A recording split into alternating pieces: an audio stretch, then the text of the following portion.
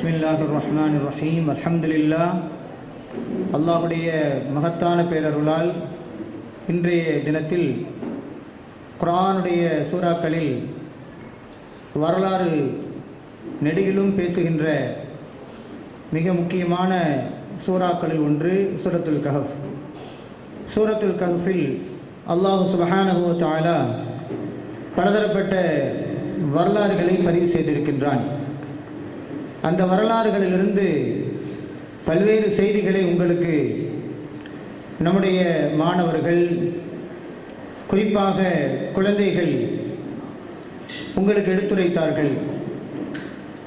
அதனுடைய நீட்சியாக, தொடர்ச்சியாக சூரத்துல் கஹஃப் குறித்த விரிவான விளக்கத்தை தருவதற்காக நம்முடைய பள்ளியின் சார்பாக அழைக்கப்பட்டுள்ள சிறப்பு அழைப்பாளர், சிறப்பு விருந்தினர் மௌலவி அல் ஹாஃபில்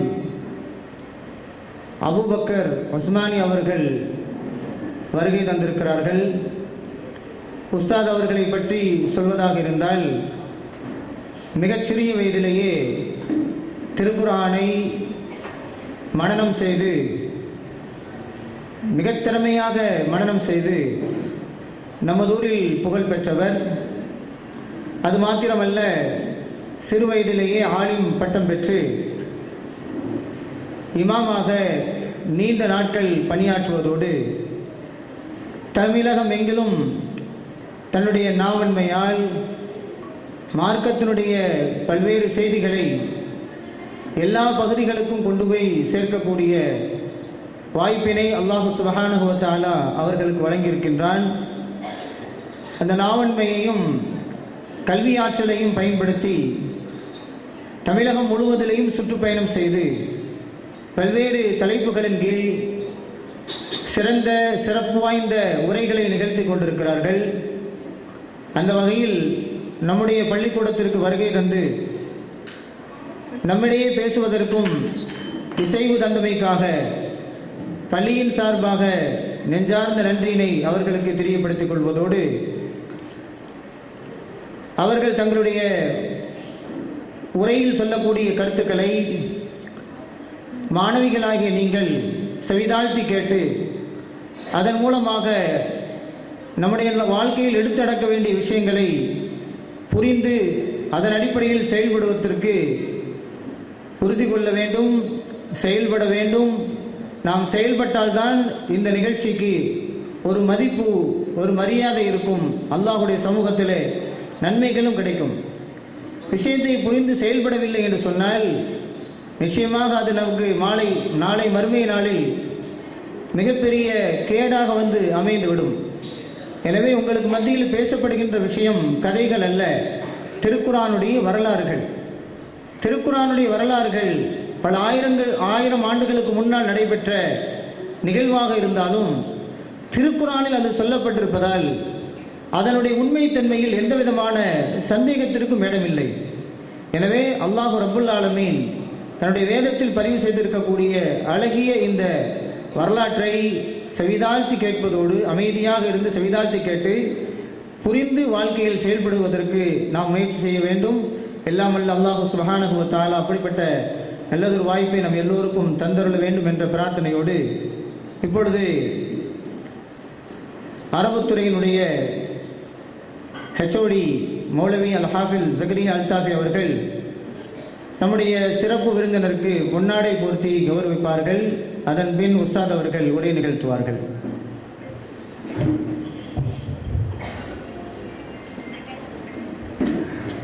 நாரே தக்பீர், அல்லாஹு அக்பர்.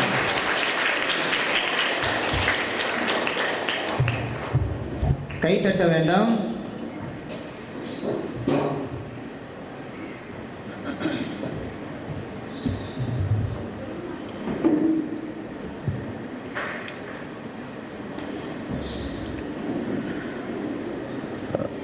السلام عليكم ورحمة الله وبركاته.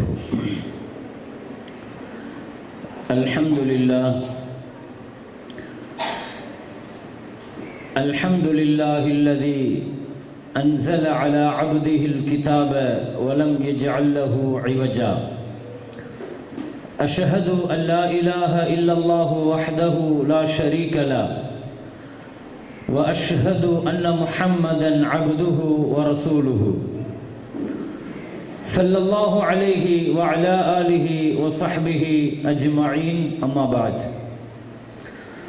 فقد قال الله تعالى في كلامه القديم والفرقان الحميد بسم الله الرحمن الرحيم نحن نقص عليك نبأهم بالحق إنهم فتية آمنوا بربهم وزدناهم هدى قال نبينا وحبيبنا وشفيعنا وقائدنا وأسوتنا محمد رسول الله صلى الله عليه وسلم من حفظ 10 آيات من أول سورة الكهف عصم من الدجال صدق نبينا صلى الله عليه وسلم. அளவற்ற அருளாளன் நிகரில்லா அன்புடையோன் எல்லாம் வல்ல அல்லாஹுவை போற்றி புகழ்ந்தவனாக உயிரிலும் மேலான முஹம்மதுர் ரசூலுல்லாஹி ஸல்லல்லாஹு அலைஹி வஸல்லம் அவர்கள் மீதும் அவர்களின் பரிசுத்தமான உம்மத்தார்கள் அனைவர்கள் மீதும் அல்லாஹுவின் அன்பும் அருளும் வந்து சேரட்டுமாக.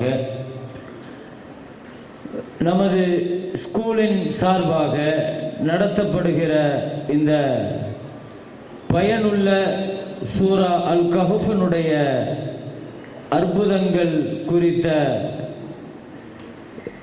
தகவல்களை இங்கே மாணவ மாணவிகள் மிக அழகாக அந்த கஹஃபினுடைய அத்தியாயத்திலே சொல்லப்பட்டிருக்கிற கருத்தாளமிக்க செய்திகளை சொற்களாக, செயல் வடிவங்களாக, காட்சிகளாக மிக அழகாக இங்கே மாணவர்களை மாணவிகளை உருவாக்கி மேடையில் பிரசன்ட் செய்திருக்கிற சங்கைக்கும் மரியாதைக்கும் உரிய ஆசிரிய பெருந்தகைகளே, கல்லூரியினுடைய பள்ளிக்கூடத்தினுடைய மரியாதைக்குரிய உஸ்தாது பெருந்தகைகளே, பேராசிரிய பெருமக்களே, நிர்வாக பெருமக்களே, மாணவிகளே, மாணவியர்களே, பெற்றோர்களே,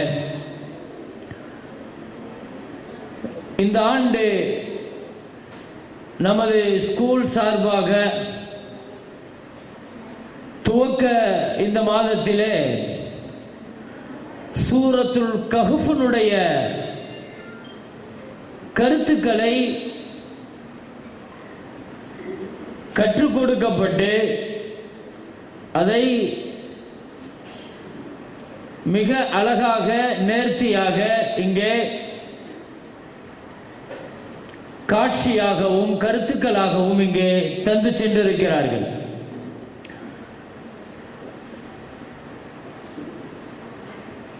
இதனுடைய நிறைவிலே சூரத்துல் கஹ்ஃபினுடைய அற்புதங்கள் என்ற ஒரு கருப்பொருளிலே சில கருத்துக்களை உங்களோடு நான் பகிர்ந்து கொள்ள வேண்டும். ஆரம்பமாக ரொம்ப ஆச்சரியமாக இருந்தது, அழகாகவும் இருந்தது.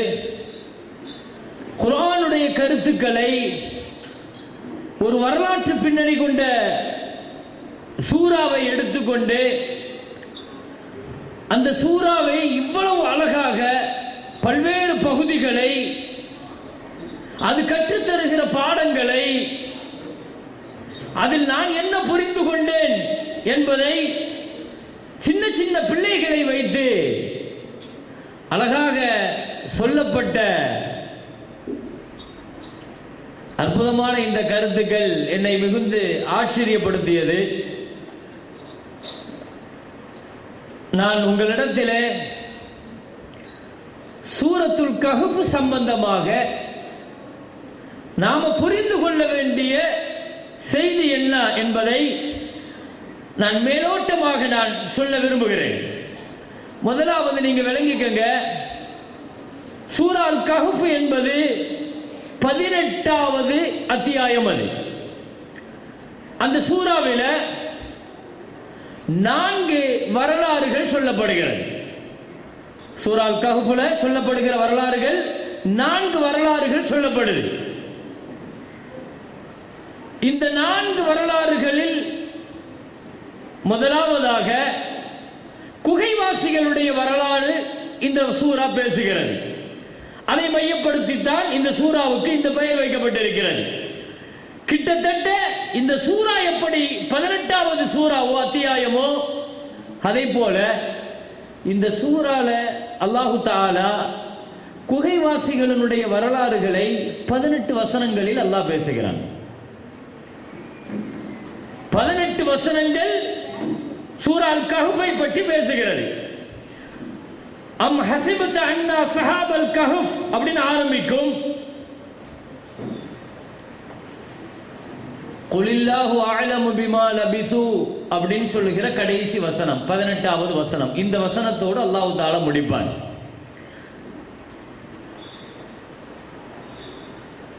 நான்கு வரலாறுகள் இந்த சூரா கஹ்ஃபிலே சொல்லப்படுகிறது. முதலாவதாக குகைவாசிகளுடைய வரலாறு, இரண்டாவதாக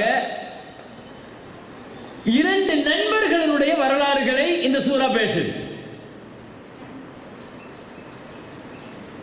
மூன்றாவதாக குழந்தைகள் இப்பொழுது சொன்னார்கள் அழகாக, மூசா அலைஹிஸ்ஸலாம் ஹிதர் அலைஹிஸ்ஸலாத்தினுடைய வரலாறு இந்த சூரா பேசுது.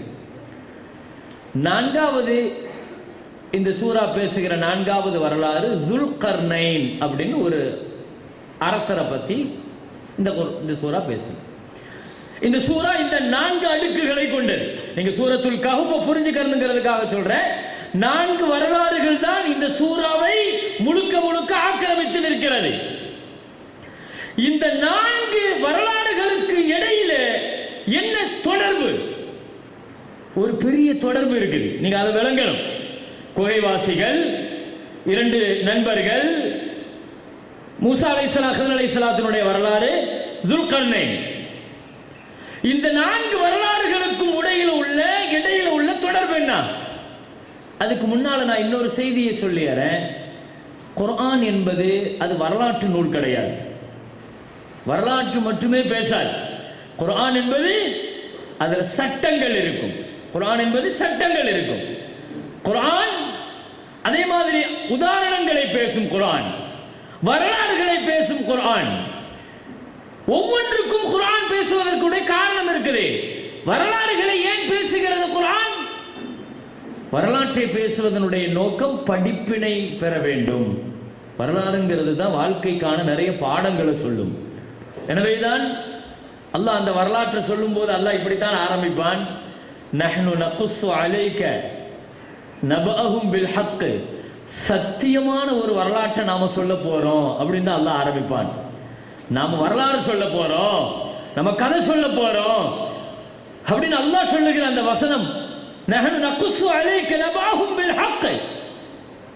சரி, இப்போ நான் இங்க என்ன சொல்ல வரேன்? இந்த சூரா அல் கஹ்ஃபுடைய 4 வரலாறுகள். நீங்க அந்த 4 வரலாறுகளை உள்வாங்கணும். 4 வரலாறும் ஒரு மையப்புள்ளியில போய் ஒன்று சேரும். 4 வரலாற்றுக்குள்ளும் ஒரு மையப்புள்ளி இருக்கிறது. நான் வரலாற்றுக்கு உள்ள பார்டர் லைனை தான் நான் பேசுறேன். வரலாற்றுக்குள்ள என்ன இருக்குதுங்கிறத அதுக்கு பின்னால் அதனுடைய பாடங்களை பார்ப்போம். இந்த 4க்கும் உள்ள ஒரு ஜாயிண்டிங், ஒரு கனெக்ஷன், ஒரு மையப்புள்ளியில எல்லாம் ஒன்று சேருது பாருங்க. அது என்னங்கிறத முதல்ல விளங்கணும். ஏன்னா அல்லாஹ் எந்த வரலாறுகளை சொன்னாலும் அந்த வரலாறுகளை அல்லாஹ் சொல்றதுக்கு காரணம் இருக்கும். ஒரு வரலாறு எவ்வளவு தூரம் தேவையோ, என்ன தேவையோ அந்த பார்டரை மட்டும்தான் அல்லாஹ் லைன் பண்ணுவான். எல்லா வரலாறுகளையும் அல்லாஹ் பேச மாட்டான். நீங்க ஒண்ணே ஒன்று குர்ஆனை பத்தி தெரிஞ்சுக்கணும். குர்ஆனுடைய வரலாறுகளை பொறுத்த வரையில ஒரு நபியினுடைய வரலாறு ஆர்டரா இருக்குதுன்னா, ஆரம்பத்திலிருந்து கடைசி வரைக்கும் இருக்குதுன்னா அப்படி ஒரே ஒரு வரலாறு மட்டும்தான். தெரியும் தானே? சொல்லுங்க பாப்போம். எந்த வரலாறு? குர்ஆன்ல மூசா நபி வரலாறு வருது, ஈசா நபியினுடைய வரலாறு வருது. 25 நபிமார்களை பத்தி அல்லாஹ் சொல்றான். அந்த 25 நபியில சுமார் ஒரு 13 நபிமார்களுடைய வரலாறுகளை தான் அல்லாஹ் பேசுறான். அந்த 13 நபிமார்களுடைய வரலாறுகள் ஒரு 5 நபிமார்களுடைய வரலாறை தான் நிறைய பேசுவான் அல்லாஹ். இந்த 25 நபியில ஒரே ஒரு நபியினுடைய வரலாறு அல்லாஹ் என்ன செய்வான்னா ஆரம்பத்துல இருந்து ஆரம்பிச்சு கடைசி வரைக்கும் ஆர்டரா வரும். தெரியுமா? சும்மா சொல்லுங்க, தப்பா இருந்தாலும் பரவாயில்லை. இல்ல யூசுப் அலைஹிஸ்ஸலாத்தினுடைய வரலாறு தான் குர்ஆனிலேயே அல்லாஹ் வரிசையாக சொல்லுவான். அவர் வாழ்க்கையில என்ன நடந்துச்சோ, எப்படி ஆரம்பிச்சுச்சோ, சின்ன வயசுல இருந்து வாலிபத்துல இருந்து அடுத்து அவர் சிறைக்கு போனது, சிறையில் இருந்து வெளியே வந்தது, ஆட்சி கட்டில ஏறினது, பின்னால வாழ்க்கை முடிகிறது, பிரிஞ்ச சகோதரர்கள் சேர்றது, பிரிஞ்ச பெற்றோர்களோடு சேர்றது, இந்த வரலாறு முழுசா சொல்றதும் ஆனர அல்லாஹ் சொல்றதும் அஹ்ஸனுல் கஸஸ் அப்படின்னு சொல்லுவான். வரலாற்றினுடைய நோக்கம் என்னன்னா, சரித்திரங்களை அல்லாஹ் சொல்றதனுடைய நோக்கம் என்னங்கிறத நீங்க அந்த யூசுப் நபியினுடைய வரலாறை பார்க்கலாம். அல்லாஹ் ஆரம்பிக்கும் போது என்ன சொல்லுவான்? அஹ்ஸனுல் கஸஸ்பா, அழகான சரித்திரம் சொல்லுவான். முடிக்கிற பொழுது லகத் கான ஃபீ கஸஸிஹிம் இப்ரத்துல் லிஉலில் அல்பாப், அறிவாளிகளுக்கு இந்த வரலாறுகளில் படிப்பினை இருக்கிறது, பாடம் இருக்கிறது. கடைசி வசனத்தில் அல்லாஹ் முடிப்பான். நான் எதுக்கு சொல்றேன் தெரியுமா? வரலாறுகளை பேசுறது அல்லாஹ்வுடைய நோக்கம் அல்ல, சரித்திரங்களையும் சம்பவங்களையும் சொல்றது குர்ஆனுடைய நோக்கம் அல்ல. எது தேவையோ, என்ன தேவையோ, எவ்வளவு தேவையோ அதை மட்டும் தான் அல்லாஹ் லைன் பண்ணுவான். சூரத்துல் கஹ்ஃபுடைய வரலாறு முழுசாக இல்ல, எந்த இடத்துல என்ன தேவையோ அதை மட்டும் அல்லாஹ் டச் பண்ணிருப்பான், அதை டச் பண்ணிருப்பான். அதனால ஒரு சூறால இந்த 4 வரலாறுகளை அல்லாஹ் தேர்ந்தெடுத்து சொல்லி இருக்கிறான். அதை விட இன்னொரு செய்தியை நான் உங்களுக்கு ஆரம்பத்தில் சொல்லிடுறேன். இதுக்கு முன்னால உள்ள சூரா இருக்கிற சூரத்துல் இஸ்ரா, அதுல சுப்ஹானல்லதீன் நல்லா ஆரம்பிப்பான். அந்த சூராவினுடைய முடிவுல அல்லாஹு தஆலா வக்கபிர்ஹு தக்பீரா, அல்லாஹு அக்பர் சொல்லுங்கன்னு சொல்லி முடிப்பான். இந்த சூரா ஆரம்பத்துல அல்ஹம்துலில்லாஹ்னு ஆரம்பிப்பான். சுப்ஹானல்லாஹ், அல்ஹம்துலில்லாஹ், அல்லாஹு அக்பர். அல்லாஹ்வை பெருமைப்படுத்துற அத்துணையும் இந்த 2 சூறாக்குள்ள அல்லாஹ் அடக்கிடுவான். அவ்வளவு முக்கியம். நீங்க சூரத்துல் கஹ்ஃப் பத்தி, அதனுடைய டைட்டிலை பத்தி பேசுறதுனால நான் நிறைய பேசிக்கிட்டே இருக்கலாம். அந்த டைட்டிலை பத்தி, சூரத்துல் கஹ்ஃபுடைய டைட்டில், சூராவினுடைய ஃபலாயில்கள், சிறப்புகள் சொல்லி நான் ஹதீஸ் ஷரீஃப்ல, அது நோக்கம் அல்ல எனக்கு. நான் அதை தாண்டி இன்னொரு விஷயத்தை உங்களுக்கு நான் கவனப்படுத்தணும். இந்த 4 வரலாறுகளுக்குள்ள ஒரு ஒற்றுமை இருக்கு. இந்த 4 வரலாறுகளை ஒரு சூறாவிற்குள் அல்லாஹ் தேர்ந்தெடுத்ததற்கான ஒரு ஒற்றுமை என்னன்னா, இதுல 2 விஷயங்களில முக்கியமான நேரங்கள்ல இன்ஷா அல்லாஹ் என்பது மறக்கப்பட்டிருக்கும். அல்லாஹுவினுடைய ஞாபகம் அந்த இடத்துல, மீதி 2 வரலாறுல சரியான நேரத்துல அல்லாஹுவினுடைய வார்த்தை ஞாபகம் அங்கே பயன்படுத்தப்பட்டிருக்கும். உதாரணமாக சூரத்துல் கஹ்ஃப், இந்த வரலாறு உங்களுக்கு தெரியும் தானே? இது எப்படி ஆரம்பிச்சிச்சு, எதனால இந்த சூறா இறக்கப்பட்டுச்சு? அல்ஹம்துலில்லாஹ், பிள்ளைங்க ஒவ்வொரு சூறாவுக்குள்ள ஊடுருவி பேசினதை பார்த்தா நான் ரொம்ப சந்தோஷப்பட்டேன். எனக்கு கண்டிப்பா உங்களுக்கு அதனுடைய எல்லா செய்திகளும் தெரிஞ்சிருக்கும். இந்த சூறா ஏன் இறக்கப்பட்டுச்சு, ஸல்லல்லாஹு அலைஹி வஸல்லம் வந்து அவங்க கேட்டாங்க, மக்காவினுடைய குஃபார்கள் வந்து கேட்டாங்க. மதீனாவில் உள்ள யூதர்கள்ட்ட போய் ஐடியா பண்ணி இவருடைய தாவாவை முடக்க முடியல, இவர் ரொம்ப வேகமா வளர்ச்சி அடைஞ்சிட்டு இருக்கிறாரு, நாங்க சூனியக்காரன் சொல்லி பார்த்தோம், ஜோசியக்காரன் சொல்லி பார்த்தோம், பைத்தியக்காரன் சொல்லி பார்த்தோம், இவர் பொய்யர்னு சொல்லி பார்த்தோம், ஆனா இவருடைய தாவா நாளுக்கு நாள் அதிகமாகிட்டே போகுது. எனவே இவருடைய அபாரமான இந்த வளர்ச்சியை தடுக்கணும், தடுத்து நிறுத்தணும், எங்களுக்கு ஒரு நல்ல ஐடியா கொடுங்கன்னு போய் மக்காவாசிகள் போய் யூதர்கள்ட்ட போய் கேட்கிறாங்க. மதீனாவினுடைய யூதர்கள், அவர்கள் வேதத்துல கொஞ்சம் நல்ல திறமையானவங்க, வேதம் படிச்சவங்க, அவங்க தான் இப்படி ஒரு விஷயத்தை போட்டு விடுறாங்க. இப்படி ஒரு கூட்டம் இருந்துச்சு, அந்த குகைவாசிகளை பத்தி கேளுங்க. ரஜுலுன் தவாஃப், ஒருத்தர் உலகம் பூரா சுத்தி வந்தாரு, அவரை பத்தி கேளுங்க. ரூஹுன்னு ஒண்ணு இருக்குது, ஆத்மா, ஆன்மா, உயிர்னா என்னன்னு கேளுங்க. இந்த 3 கேள்விக்கு அவர் நபியா இருந்தா பதில் சொல்ல முடியும் அப்படின்னு சொல்லி விட்டப்பதான் இந்த மக்காவினுடைய குறைஷிகள் வந்து முஹம்மது ஸல்லல்லாஹு அலைஹி வஸல்லத்திட்ட குகைவாசிகள்னா யாரு, அந்த ரஜுலுன் தவாஃப் யாரு, ரூஹ்னா என்ன அப்படின்னு கேட்கிறாங்க. கேட்டதற்கு தான் ஸல்லல்லாஹு அலைஹி வஸல்லம் சொன்ன வார்த்தை தான் என்ன, இன்னி ஃபாயிலுன் தாலிக கதா, நாளைக்கு நான் சொல்றேன், நாளைக்கு நான் என்ன மறக்கப்பட்டிருக்குதுங்க, இன்ஷா அல்லாஹ். இன்ஷா அல்லாஹ் அதனுடைய விளைவு என்ன, 15 நாள் வஹி நிறுத்தப்பட்டுச்சு. 15 நாள் என்ன செய்யல, வஹி வரல. 15 நாள் வஹி இந்த பூமிக்கு தடுக்கப்பட்டுச்சு, இன்ஷா அல்லாஹ்ங்கிற ஒரு வார்த்தையை சொல்லாததுனால. சரியா? இப்போ இந்த இடத்துல நான் நிறுத்துறேன், இந்த பாயிண்ட்ல நிறுத்துங்க, நான் சம்பவத்துக்குள்ள போகல. இன்ஷா அல்லாஹ் அடுத்த சரித்திரத்துக்கு நீங்க வாங்க.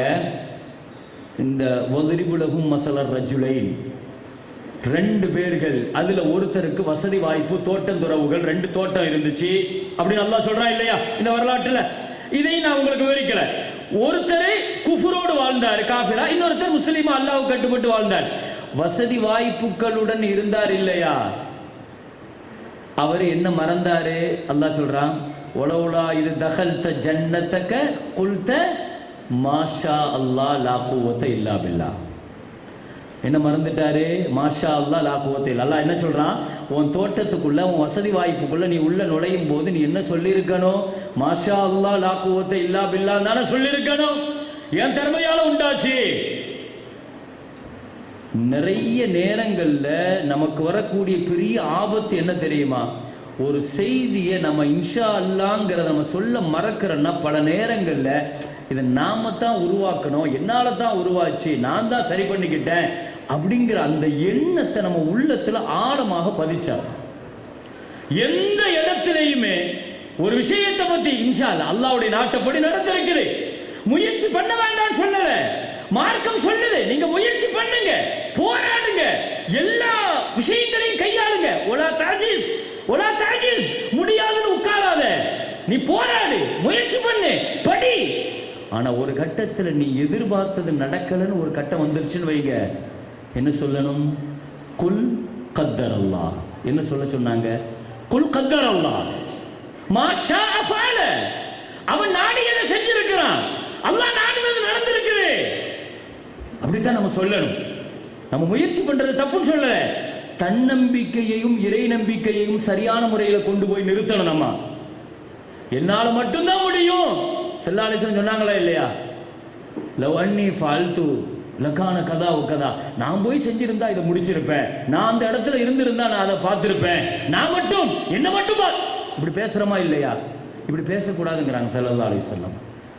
இந்த வார்த்தை சரி. அப்ப மாணவிகளுக்கும் மாணவர்களுக்கும் நான் என்ன சொல்லிக் கொள்றேன்னா, முயற்சிகள் போய் ஒரு கட்டத்துல தோற்கிற பொழுது நம்ம என்ன சொல்லணும், அல்லாஹ் நாடினது நடந்திருக்குது, அல்லாஹ் நாடினது.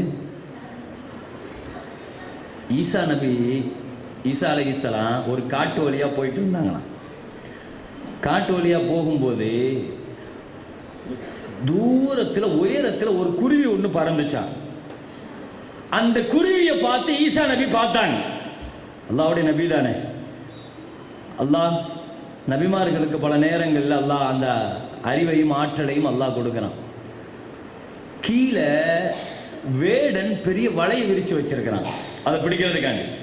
அது சிரிச்சுக்கிட்டே போச்சான். என்ன சொல்லுச்சான், எனக்கு இறைவன் கொடுத்திருக்கிற பார்வை எவ்வளவு உயரத்துல நான் பறந்தாலும் கீழே ஊர்ந்து சென்ற சின்ன எறும்பு கூட என் கண்ணுக்கு பெருசா தெரியும் அப்படின்னு சொல்லிச்சான். இவன் இவ்வளவு பெரிய வலையை விரிச்சு வச்சிருக்கிறான், நான் மாட்டுவனான்னு சொல்லிச்சான். அவன் போயிட்டாரு. போயிட்டு மாலையில திரும்ப வரும்போது இந்த குருவி வலைக்குள்ள மாட்டிக்கிட்டான். உள்ள கிடந்து அடிச்சுட்டு கிடக்குது. கேட்டாங்களா, காலையில தானே இவ்வளவு ஆனா டைலாக் எல்லாம் பேசுன, எனக்கு பார்வை தெரியுமா, எனக்கு இருக்கிற திறமை தெரியுமா, நான் மாட்டுவானா, நான் சிக்குவானா? அது சொல்லுச்சான். அரபியில் இந்த வார்த்தையை சொல்லுவாங்க, லவ் கதர ஃபஅமியல் பஸர், அல்லாஹ்வுடைய விதி முடிஞ்சிருச்சுன்னா பார்வை குருடாயிடும் போல தெரியுது அப்படின்னு சொல்லிச்சான். என்ன அர்த்தம் இதுக்கு? நம்மளுடைய திறமைகள் பல நேரங்களில் போய் தோற்கிற பொழுது நம்ம என்ன செய்யணும், அல்லாஹ்ட்ட அதை ஒப்படைச்சிடணும். நம்ம திறமையை அப்படி ஒப்படைச்சாதான் நம்ம ரிலாக்ஸா எந்த டென்ஷன் இல்லாமல் இருக்க முடியும். பல பேர்கள் இன்னைக்கு நீட்டில் பெரிய அளவில் மார்க்கை எதிர்பார்த்து, +2ல எதிர்பார்த்து, 10th எதிர்பார்த்து நம்ம இரவு பகலாக படிச்சிருப்போம், ராத்திரி பகலாக படிச்சிருப்போம், பெரிய அளவில் அதுக்காக எஃபெக்ட் கொடுத்துருப்போம். ஆனால் நம்ம எதிர்பார்த்த மார்க் வரலை, நல்லதான் படித்தோம், வரலன்னா கடைசி நிமிஷத்தில் நம்ம என்ன சொல்லணும்? மாஷா அல்லாஹ் நாடுறது நடந்திருக்குது அப்படின்னு சொல்லி முடிக்கணும். சூரத்துல் கஹஃப் சொல்லுகிற வரலாறு அதுதான். ரொம்ப முக்கியமான நேரத்தில் அல்லாஹ்வை மறக்கக்கூடாது. இன்னி ஃபாயிலுன் ஸாலிக கதா, நாளைக்கு சொல்றேன் நாங்க ஸல்லல்லாஹு அலைஹி வஸல்லம். சொல்ல முடிஞ்சுச்சா? 15 நாள் ஆயிடுச்சு. அப்படிதானே? தான் வீட்டுக்குள்ள போகும்போது மாஷா அல்லாஹ் லா குவத்த இல்லா பில்லான்னு சொல்லல. அல்லாஹ் அந்த தோட்டத்தையே அல்லாஹ் அழிச்சான், ஒண்ணுமில்லாம ஆக்கிட்டான். வஹீத பிஸமரிஹி ஃபாஸ்பஹ யுகல்லிபு கஃபைஹி, அது அப்படியே அல்லாஹ் புரட்டிட்டான். சரி, ரெண்டாவது வரலாறு. மூணாவது வரலாறு, மூசா அலைஹிஸ்ஸலாம் ஹித்ர் அலைஹிஸ்ஸலாத்தினுடைய இதில் போகிறாங்க. ஹித்ர் அலைஹிஸ்ஸலாம் தான் உஸ்தாது, மாணவர் யாரு? மூசா அலைஹிஸ்ஸலாம். என் கூட நீங்கள் பொறுமையாக இருக்க முடியாதுங்க, வரம் அப்படின்னு சொன்னாங்க. மூசா அலைஹிஸ்ஸலாம் என்ன சொன்னாங்க? சத்ஜிதுனி இன்ஷா அல்லாஹு சாபிரன் ஒலா அசீல காம்ரா. இன்ஷா அல்லான்னு சொல்லிட்டாங்க. அதான் நாடுனா சரியா? சரி, மூணாவது. நாலாவது துல்கர்னைன் அலைஹிஸ்ஸலாத்தினுடைய வரலாறு. துல்கர்னைன் யாரு? இவர் செஞ்ச புரட்சி என்ன? இதனுடைய வரலாற்றினுடைய கருத்தாளமிக்க